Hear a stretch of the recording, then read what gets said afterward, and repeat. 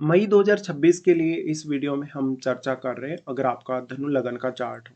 धनु लगन के चार्ट में जब आपको अगर आप देखेंगे गोचर को अप्लाई करेंगे तो कुछ इस प्रकार से आपको ग्रहों की प्लेसमेंट नजर आएगी जो भी ग्रह जहां जहां भी जिन जिन भाव में भी गोचर कर रहे हैं। हालांकि इनमें कुछ बदलाव जरूर हो सकते हैं मंथ के मध्य में। सबसे पहले आगे बढ़ने से पहले हम लेकिन विचार कर लेते हैं कौन सा ग्रह कहाँ गोचर करेगा या कब तक क्या स्थिति ग्रहों की रहेगी। इसके बाद देखेंगे इस मंथ को आप अपने गोचर के हिसाब से कैसे प्लान कर सकते हो। तो गोचरीय स्थितियों के बारे में यदि हम विचार करेंगे तो सबसे पहले सूर्य के बारे में चर्चा करते हैं। सूर्य 15 मई तक मेष राशि में गोचर करने वाले हैं। इसके बाद इनका जो गोचर होगा वृषभ राशि में होगा। इसके अलावा बुध का गोचर देखें तो 15 मई तक ये भी मेष राशि में ही ट्रांजिट में रहने वाले हैं और इसके बाद इनका गोचर भी वृषभ राशि में ही होगा। शुक्र का गोचर देखा जाए तो 14 मई तक शुक्र वृषभ में रहेंगे, इसके बाद ये मिथुन राशि में प्रवेश कर जाएंगे। मंगल का गोचर देखें तो 11 मई से ये मेष राशि में प्रवेश करेंगे और लगभग पूरे महीने मेष राशि में ही इनका गोचर रहने वाला है। बृहस्पति फिलहाल मिथुन राशि में गोचर कर रहे हैं और वो अपना गोचर जो बदलेंगे तो जून में इनका बदलाव होगा गोचरीय स्थिति का। अभी शनि मीन राशि में गोचर कर रहे हैं और चंद्रमा को देखा जाए तो 1 मई को चंद्रमा तुला राशि में देखने को मिलेंगे। राहु और केतु के गोचर में फिलहाल कोई बदलाव नहीं है। जहां पर राहु कुंभ राशि में गोचर कर रहे थे वहीं केतु सिंह राशि में अभी गोचर में रहेंगे। गोचरीय स्थितियों पर चर्चा करने के बाद अब हम विचार कर लेते हैं किस प्रकार से आप अपने मई के महीने को प्लान कर सकते हो। सबसे पहले यहाँ लग्नेश से स्टार्ट करेंगे। लग्नेश आपके बृहस्पति हैं और बृहस्पति है आपके चौथे घर के भी स्वामी हैं। देखिए बृहस्पति का गोचर फिलहाल सप्तम भाव में हो रहा है और वास्तव में तो ये गुरु का इनका रेगुलर ट्रांजिट नहीं है क्योंकि ऑलरेडी अपना जो रेगुलर ट्रांजिट है ये पूरा कर चुके हैं। तो इस समय जो आपको गोचर में नजर आ रहे हैं ये आपके कुछ स्पेसिफिक कार्य जो अधूरे रह गए, जैसे कि आपका कोई रिलेशनशिप था, मैरिज नहीं हो पाया, एंगेजमेंट वगैरह नहीं हो पाया, या कोई भी चीज़ आपका जो सप्तम भाव से लिंक्ड है डायरेक्टली इनडायरेक्टली वो अधूरा रहा हो। आपके बिजनेस की स्टार्टिंग अधूरी रही हो, आपका इन्वेस्टमेंट का कोई प्लान था वो अधूरा रहा हो। इस तरीके से बृहस्पति आपको अब उन कार्यों में काफ़ी आगे बढ़ाने वाले हैं और लगभग अब तो ये प्रवेश कर ही जाएंगे कर्क राशि में। तो ये जून में क्योंकि प्रवेश करेंगे तो लगभग अभी 1 महीना और बचा है आपको। और गुरु आपके चार्ट में फोर्थ लॉर्ड होके भी वो सप्तम में आ रहे हैं तो जीवन साथी से इस समय आपको सहयोग मिलने की संभावना है। जीवन साथी आपके ऊपर थोड़ा सा हावी भी रहेगा। साथ ही यहाँ गुरु का ट्रांजिट होने का मतलब है कहीं ना कहीं जीवन साथी की कोई सजेशन, उनकी कोई एडवाइस, उनकी कोई बात आपके बहुत ज्यादा काम आ सकती है। अगर आपका बृहस्पति बहुत ही वेल प्लेस्ड है आपके चार्ट में तो आप अपने जीवन साथी के साथ इस समय पार्टनरशिप भी कर सकते हैं किसी भी पर्टिकुलर कार्य में। बृहस्पति यहाँ से दृष्टि डाल रहे हैं फिर आपके 11वें घर पे। देखिए 11वें घर पे जब भी बृहस्पति दृष्टि डालते हैं तो वो एक एक्स्ट्रा इनकम सोर्स के लिए अच्छा होता है हमेशा। और आप अपने जीवन साथी के साथ मिलकर अपनी अपेक्षाओं को इस समय पूरा कर सकेंगे। आप पब्लिकली बहुत अच्छे से डील कर सकेंगे। आपका कोई भी बिजनेस है तो बिजनेस में भी काफी अच्छा विस्तार आप ला सकेंगे। बृहस्पति की यहाँ जो दृष्टि पड़ रही है यहाँ बैठे प्लैनेट के जो प्रभाव होंगे वो भी आपके फेवर में होंगे मोस्टली। लेकिन डिपेंड करेगा यहाँ आपके चार्ट में जन्म के समय का जो बैठा हुआ ग्रह है वो किस प्रकार का है, किस प्रकार का उसका कारकत्व है या उसकी एनर्जी किस प्रकार की। फिर इनका दृष्टि आ जाता है अपने ही घर पे। देखिए इस प्रकार का बृहस्पति जब अपने घर पे अपने मूल त्रिकोण घर पे जब दृष्टि डालेगा तो वो आपके कॉन्फिडेंस को काफी बूस्ट करेगा। आपको अच्छी विद्वता दिखाएगा, आपको मार्ग दिखाएगा आगे बढ़ने के लिए। आपके जीवन में कुछ बहुत स्पेसिफिक ऐसे निर्णय जो आपको इस समय लेने हैं आगे बढ़ने के लिए वो आप ले सकते हैं, चाहे वो कैरियर को लेकर है, चाहे वो आपकी फाइनेंशियल कंडीशन, आपकी रिलेशनशिप, और थोड़ा सा आप लॉन्ग टर्म के लिए इस समय प्लान कर सकते हो। बृहस्पति का लगन पर दृष्टि होने से आपका स्वास्थ्य बेहतर होगा। अगर स्वास्थ्य रिलेटेड कुछ इश्यू चल रहे हैं अभी या आपका कोई ट्रीटमेंट वगैरह चल रहा है तो उसमें भी काफी सुधार आएगा। साथ ही साथ फिर इनका दृष्टि आ जाता है थर्ड हाउस पे। थर्ड हाउस में ऑलरेडी राहु ट्रांजिट में है। वैसे तो हम कुंभ के राहु को बहुत ही अच्छा मानते हैं लेकिन बृहस्पति का दृष्टि पड़ने से जो राहु के रिजल्ट हैं और भी ज्यादा अच्छे हो सकते हैं यहाँ पे। और बृहस्पति के स्वयं के जो प्रभाव या जो इनके रिजल्ट होंगे स्वयं के भी वो भी काफी बेटर होंगे आपके लिए। यहाँ पे अब इनकी दृष्टि पड़ने से आप ज़्यादा से ज़्यादा जिज्ञासु बन सकेंगे कुछ नया एक्सप्लोर करने के लिए, कुछ नई योग्यता पाने, अपने टैलेंट को बढ़ाने के लिए या अपने आप को बहुत ही अच्छे से इम्प्रूव करने के लिए भी बृहस्पति आपका साथ देंगे। साथ ही आपके थर्ड हाउस से जुड़े हुए रिश्तों जैसे कि पड़ोसी हैं, आपकी आपके रिश्तेदार हैं, आपके जो रिलेटिव्स हैं, कहीं ना कहीं रिलेटिव्स के साथ साथ आपके भाई बहन हैं, उनके साथ आपके रिलेशंस काफ़ी बेटर होंगे और उन लोगों का अच्छा सहयोग आपको मिल पाएगा। साथ ही ऐसा जो बृहस्पति है वो आपके ज्ञान, आपके विवेक या आपकी बुद्धिमत्ता की वजह से आपके कॉन्फिडेंस को काफ़ी बूस्ट करेगा। उसके बाद यहाँ से आगे बढ़ जाते हैं और विचार कर लेते हैं यहाँ पे शनि के बारे में। शनि दूसरे और तीसरे घर के स्वामी, फिलहाल शनि गोचर कर रहे हैं चौथे घर में। देखिए इस समय आपका कोई घरेलू कार्य हो, जैसे आपको कोई प्रॉपर्टी वगैरह परचेज करना है या घर के लिए कोई बड़ी जिम्मेदारी निभानी, उसके लिए शनि सपोर्ट करेगा। शनि का मेजर रोल आपके कैरियर में भी रहेगा। और क्योंकि इस समय जो फोर्थ लॉर्ड है आपकी, वो अपने से फोर्थ ही ट्रांजिट कर रहे हैं, तो घरेलू मामलों में भी जीवन साथी से आप थोड़ा सहयोग यहाँ प्राप्त कर ही सकते हैं। यहाँ पे शनि जो फोर्थ हाउस में ट्रांजिट कर रहे हैं, तो जो लोग अभी अपना स्टडी वगैरह स्टार्ट करेंगे, विशेषकर जो स्टूडेंट्स हैं, उनको थोड़ा डिले हो सकता है। साथ ही साथ अपने परिवार को लेके, अपनी मदर को लेके आप थोड़े ज़्यादा सीरियस हो सकते हैं, या आपकी मदर बहुत ही ज़्यादा इस समय आपको स्ट्रिक्ट नज़र आ सकती है। मीन राशि का शनि उन लोगों को ज़्यादा सपोर्ट करेगा जो लोग ऑलरेडी फॉरेन रहते हैं या फॉरेन में सेटल्ड हैं, या आगे आने वाले समय में जो फॉरेन जाना चाहते हैं। शनि का एक प्रभाव आप ये भी देखेंगे कि आपकी मदर का जो स्वास्थ्य है वो थोड़ा कमज़ोर हो सकता है, या उनका कहीं न कहीं बॉडी हो सकता है उतना अच्छे से काम नहीं कर रहा, उनका कहीं न कहीं शरीर उतना ज़्यादा एक्टिव नहीं है। शनि के यहाँ होने से आपका मेजरली जो भी आपका रिस्पॉन्सिबिलिटी बनेगा फैमिली के लिए, इवन खुद के करियर के लिए, वो आप निभाते हुए नज़र आएँगे। तो ऐसा शनि जो है आपको थोड़ा-सा घरेलू मामलों में थोड़ा डोमिनेटिंग भी बनाता है और थोड़ा ज़्यादा स्ट्रिक्ट भी बनाता है या सीरियस भी बनाता है। शनि का दृष्टि फिर यहाँ से आ जाएगा आपके छठे घर पे। शनि का छठे घर पे दृष्टि का होना, छठे घर से रिलेटेड कोई भी प्रकार की समस्या चल रही है, आपको दिक्कत, परेशानी चल रही है कोई भी, जैसे कि बॉस के साथ, कलीग वगैरह के साथ, या आप अपना रूटीन अच्छे से मैनेज नहीं कर पा रहे हो, तो इसमें शनि आपको सबसे ज़्यादा सपोर्ट करेंगे। शनि का वैसे छठे घर पे दृष्टि का होना, किसी भी प्रकार की समस्या हो, कोई भी बाधा हो छठे घर से रिलेटेड हो, या किसी भी अन्य प्रकार की समस्या हो, उसमें आपको काफ़ी सहायता मिलती है। आप अपने जो भी ऑफिस है, जहाँ भी आप काम करते हैं, या जैसा भी आपका वर्क प्लेस है, वहाँ पे आप काफ़ी सीरियस हो जाएँगे अपने काम को लेके। इस प्रकार से आप अपनी रूटीन लाइफ या अपने घरेलू जीवन में काफ़ी ज़्यादा पंक्चुअल होंगे, तो आपके जो काम है समय पर बनने लगेंगे। फिर इनका दृष्टि आ जाता है 10वें घर पे। देखिए, जो 10वें घर पे शनि का दृष्टि है, वो आपको करियर के लिए बहुत ज़्यादा रिस्पॉन्सिबल बनाएगा, काफ़ी सीरियस बनाएगा, और अपना पर्टिकुलर जो भी टारगेट आप अपने करियर में पाना चाहते हैं, उसके प्रति आप काफ़ी ज़्यादा फ़ोकस्ड और डेडिकेटेड रहेंगे। फिर इनका दृष्टि आ जाता है लगन पर। लगन पर शनि का दृष्टि होना अपने आप में बहुत ही ज़्यादा महत्वपूर्ण हो जाता है, जब आपके छठे घर को या आपके 10वें घर को शनि प्रभावित कर रहे हैं, क्योंकि फिर ऐसा शनि आपको करियर के लिए ही सबसे ज़्यादा सपोर्ट प्रदान करता है।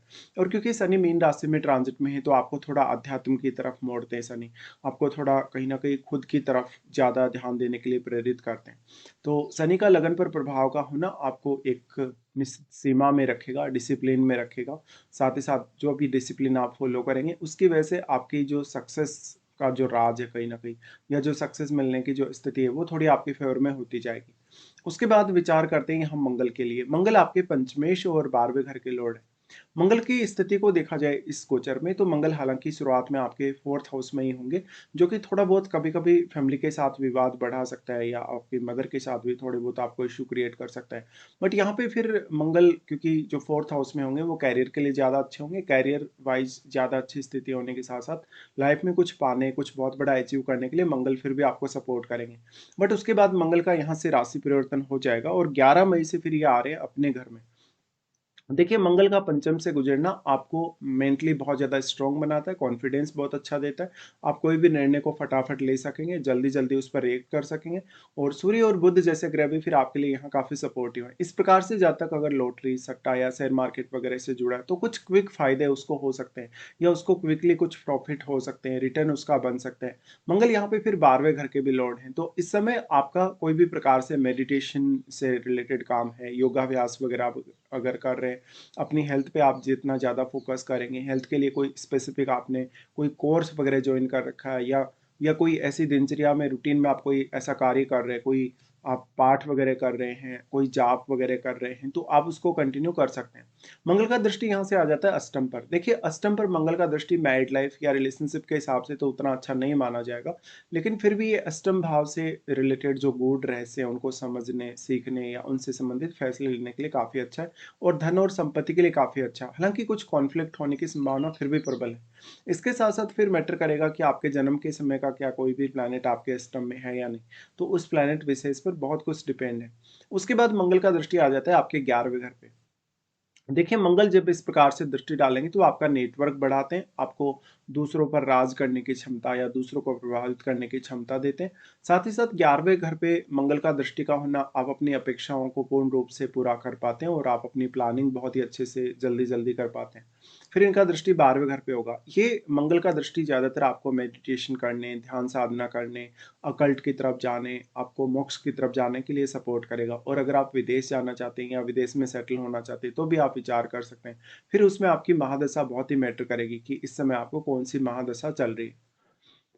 उसके बाद हम विचार करते हैं यहाँ पे शुक्र पे। शुक्र आपके छठे घर के और 11वें घर के लॉर्ड बनते हैं धनु लगन के चार्ट के हिसाब से देखा जाए तो। और शुक्र 14 मई तक यहाँ 6th हाउस में रहेंगे। देखिए 14 मई तक का समय वो समय रहेगा जब आपके थोड़े खर्चे ज़्यादा हो सकते हैं। इवन अपने पार्टनर के लिए भी आपके खर्चे हो सकते हैं। आप जहाँ भी काम कर रहे हैं, जिस भी ऑफिस वगैरह में काम कर रहे हैं, वहाँ पर थोड़ा-सा आपको ऐसा समय मिलेगा जहाँ पर आप कोई पार्टी वगैरह कर सकते हैं। कोई एन्जॉय कर सकते हैं ऑफिस वालों के साथ। अपना कोई कोई इस प्रकार का एक स्पेशल डे आप सेलिब्रेट कर सकते हैं इस समय में। शुक्र आपको आपकी पसंद की कोई भी वस्तु पे खर्चा करवा सकता है। आपका वर्क प्लेस पे स्त्रियों की तरफ थोड़ा फोकस ज़्यादा रह सकता है। अगर आपके वर्क प्लेस पे ऑलरेडी स्त्रियाँ काम कर रही हैं या आप अगर एक बॉस के तौर पे काम कर रहे हैं, तो आपको स्त्रियों से काफ़ी फ़ायदा मिल सकता है। शुक्र का दृष्टि होगा 12वें घर पे। 12वें घर पे शुक्र का दृष्टि का होना आपको मैरिड लाइफ में थोड़ी असंतुष्टि देगा, आपको खर्चे बहुत ज़्यादा देगा और लाइफ में जो पैसे को लेके जो स्टेबिलिटी है उसकी संभावना काफ़ी कम है। फिर आ जाते हैं शुक्र सप्तम में। सप्तम में शुक्र का आना आपके लिए इसलिए भी ज़्यादा इंपॉर्टेंट हो जाएगा क्योंकि फिर यहाँ वो मैरिज का भी अच्छा योग क्रिएट कर रहे हैं। और शुक्र वैसे तो छठे घर के लॉर्ड हैं, तो छठे घर के लॉर्ड होके कोई भी प्लैनेट यदि सप्तम भाव में आता है या जन्म के समय का भी यदि ऐसी कंडीशन में स्थित होता है तो उसको उतना अच्छा नहीं माना जाता। बट यहाँ पे शुक्र अपने मित्र बुध के ही घर में आ रहे हैं और यहाँ वो गुरु को ज्वाइन करेंगे। हालांकि गुरु अभी बहुत ही नज़दीक हैं आपके अष्टम भाव के और वो काफ़ी फास्ट हैं ट्रांजिट में, तो शुक्र और गुरु के बीच में थोड़ा यहाँ गैप होगा स्टार्टिंग में। और शुक्र का जो यहाँ पे प्रभाव है उसकी वजह से आपका कोई नया रिलेशनशिप होने, मैरिज, एंगेजमेंट वगैरह होने की संभावना काफ़ी प्रबल होगी। कोई भी नए बिजनेस की स्टार्टिंग करना चाहते हैं तो थोड़ा खर्चा इस समय ज़्यादा लग सकता है। फिर इनका दृष्टि लगन पर आ जाता है। लगन पर दृष्टि होने और सप्तम में शुक्र के होने से लोगों से आपको पर्याप्त मान सम्मान या रेपुटेशन अच्छी देखने को मिलेगी। तो शुक्र का सप्तम में आना कहीं न कहीं एक, अगर आप मैरिड हैं तो अफेयर ला सकता है, नया रिलेशनशिप ला सकता है। किसी की तरफ आपकी बहुत ज़्यादा अटैचमेंट है, आप किसी को बहुत ज़्यादा चाहते हैं लेकिन सामने वाले के सामने आप ये नहीं बोलना चाह रहे या अपनी बात आप छुपाने की कोशिश कर रहे हैं, ऐसा हो सकता है। इस समय जीवन साथी से आपको मदद मिल सकती है अगर आप ऑलरेडी मैरिड हैं तो। और यहाँ पे फिर शुक्र से रिलेटेड जिनका भी कोई भी प्रकार का बिज़नेस है, उनको भी काफ़ी सहायता मिल पाएगी। उसके बाद बुध पर विचार करते हैं। बुध आपके सप्तमेश और वो 10वें घर के लॉर्ड हैं। बुध अभी पंचम में रहेंगे, 15 तारीख को ये अपना राशि परिवर्तन करेंगे।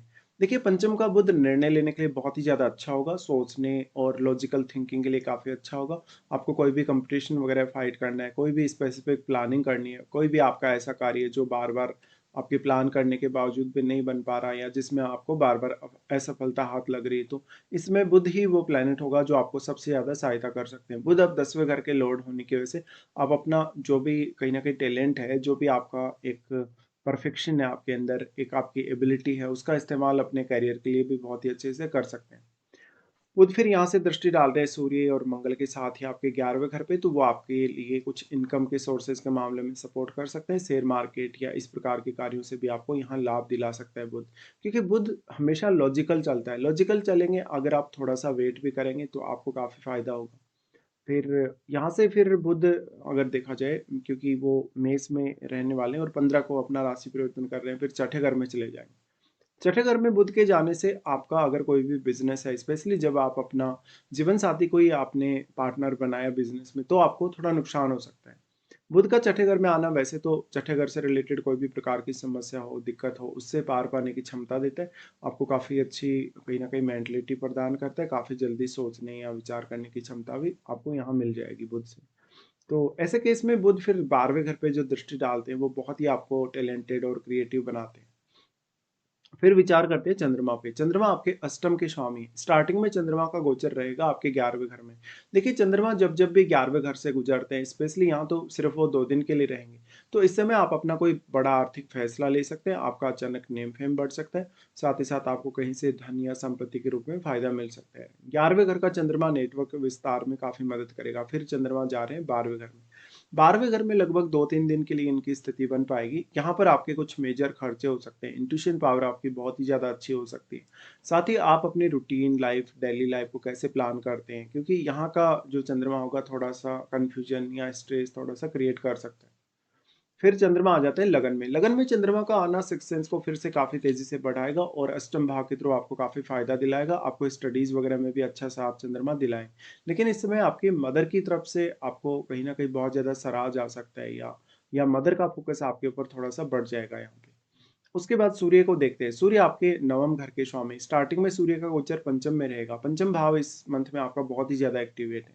तो संतान से जुड़े मामले, आपके लव लाइफ से जुड़े मामले, या किन्हीं के भी साथ आपका कोई भी प्रकार का रिलेशन है, लेकिन उनके साथ बहुत ही ज़्यादा प्रैक्टिकली, बहुत ही ज़्यादा लॉजिकली आप सामने आने वाले हो। यहाँ सूर्य फिर दृष्टि डाल रहे हैं, तो 11वें घर पे वो दृष्टि डालेंगे और वो आपको ज़्यादा से ज़्यादा अपेक्षाओं को पूरा करने के लिए सपोर्ट करते हैं, नेटवर्क विस्तार करते हैं, दूसरों से अच्छा मान-सम्मान भी आपको सूर्य दिलाएँगे यहाँ पे।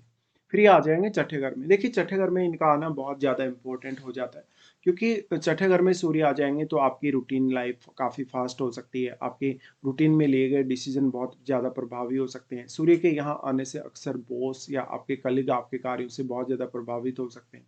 वो लोग आपकी काफ़ी सराहना कर सकते हैं। सूर्य यहाँ कोई भी प्रकार का कंपटीशन फाइट करने को लेकर अगर आप देख रहे हैं, कोई भी प्रकार की ऐसी चुनौती, समस्या जो आपको जीवन में आ रही है, उसके लिए काफ़ी अच्छा गोचर है। कुल मिलाकर देखा जाए तो आपका अगर हायर स्टडीज़ के पर्पज़ से या अपने किसी भी अन्य करियर पर्पज़ से विदेश से कोई भी संबंध बनता है, विदेश का टूर करने का अगर आपको चांस आते हैं, तो आप ज़रूर कर सकते हैं। इसके बाद हम आगे बढ़ जाते हैं, देख लेते हैं कौन-कौन से इस मंथ में आपके लिए अच्छे दिन हैं, कौन-कौन से कुछ खराब दिन भी आने वाले हैं। यहाँ हम राहु और केतु के लिए कोई भी विशेष चर्चा नहीं कर रहे हैं। ऑलरेडी राहु और केतु के बारे में पहले काफ़ी बार चर्चाएँ हो चुकी हैं। इसके बाद अब विचार कर लेते हैं अच्छे दिनों के लिए। सबसे पहले अगर देखा जाए धनु लगन वालों के लिए जो मई के महीने में सबसे ज़्यादा अच्छे दिन रहेंगे, उनमें से 1, 2 फिर 5 से 7 तारीख तक, 18, 19 और 27 से 29 तारीख तक। ये दिन आपके लिए बहुत ही ज़्यादा अच्छे निकल के आ रहे हैं। अगर मान लो आपका कोई ऐसा काम है जो बार-बार प्रयास करने पे नहीं बन रहा, या किसी भी स्पेसिफिक काम की आप प्लानिंग ही बहुत अच्छे से नहीं कर पा रही, तो आप इन दिनों का चुनाव ज़रूर कर सकते हैं उन कार्यों को करने के लिए। उसके बाद हम यहाँ से आगे बढ़ जाते हैं, कौन-कौन से ऐसे दिन हैं जहाँ पर आपको कुछ समस्याएँ हो सकती हैं, कुछ डिफ़िकल्टीज़ सामने आ सकती हैं। चंद्रमा जब छठे घर से गोचर करेंगे 16 और 17 को इनकी ये स्थिति बन जाएगी। इस समय कुछ बड़े खर्चे होना, बहुत ज़्यादा स्ट्रेस, एंग्ज़ायटी वग़ैरह होना और अपने करियर से बहुत कुछ एक्सपेक्ट कर लेना, ऐसा सब पॉसिबल है। चंद्रमा जब कर्क में अपने घर में ट्रांजिट करेंगे, ये सिक्स सेंस के लिए बहुत ही ज़्यादा अच्छा समय रहेगा। आर्थिक रूप से कोई बड़ा फैसला या तो आपको लेना पड़ सकता है।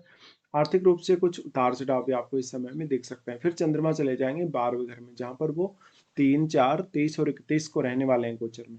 ये सबसे ज़्यादा प्रॉब्लमैटिक समय रहेगा। इस समय में जो भी आपने फैसले लिए हों, हो सकता है वो फैसले एकदम से गलत हों, या उन फैसलों पर आप बहुत लंबे समय तक नहीं टिक पा रहे, क्योंकि ये 12वां घर है और यहाँ चंद्रमा नीच की स्थिति में आ जाते हैं।